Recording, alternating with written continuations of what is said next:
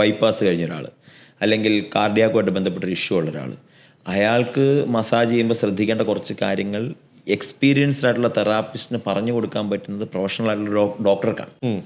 നിങ്ങൾക്ക് മുട്ടുവേദനയുണ്ട്, ആയുർവേദ ഡോക്ടറാണോ നിർബന്ധമില്ല? ആയുർവേദ ഡോക്ടറാണ്, ആത്മീയ ആയുർവേദ ഡോക്ടേഴ്സാണ് അത്.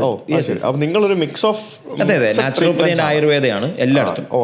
അതെ, ആയുർവേദ ഡോക്ടറാണ് അവരെ ഗൈഡ് ചെയ്യുന്നത്.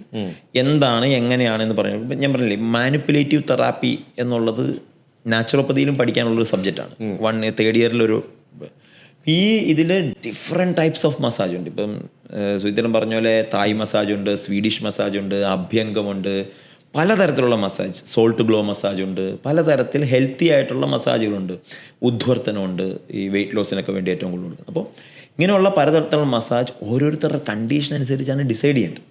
ആ കണ്ടീഷൻ എന്താണെന്ന് മനസ്സിലാക്കാൻ പറ്റുന്ന ഒരു ഡോക്ടർ അവിടെ ഉണ്ടായാലാണ് ഏറ്റവും ഭംഗിയായിട്ട് കൊടുക്കാൻ പറ്റുന്നത്. അല്ലെങ്കിൽ ഞാൻ പറയുന്ന സ്പാ മസാജ്, ഈ പറഞ്ഞ മറ്റൊരു സൈഡിലല്ലാതെ സ്പാ മസാജ് നല്ല റിലാക്സേഷൻ അങ്ങനത്തെ മസാജ് ആണ് എന്നുണ്ടെങ്കിൽ ഇറ്റ് ഈസ് ഓക്കെ, ഏതെങ്കിലും ഒരു എക്സ്പീരിയൻസ് ആയിട്ടുള്ള തെറാപ്പിസ്റ്റിന് കൊടുക്കാൻ പറ്റും. പക്ഷേ എക്സ്പീരിയൻസ്ഡ് ആയിട്ടുള്ള തെറാപ്പിസ്റ്റിൻ്റെ കൂടി സ്പെസിഫിക്കേഷൻ വരുമ്പോൾ അതൊരു ഡോക്ടറുടെ ഒരു മോണിറ്ററിങ്ങിൽ, ഡോക്ടർ ഒബ്സർവേഷനിൽ, ഡോക്ടർ സജഷനിൽ വരുമ്പോഴാണ് ഈ മസാജുകൾ കൂടുതൽ എഫക്റ്റീവ് ആവുന്നത്.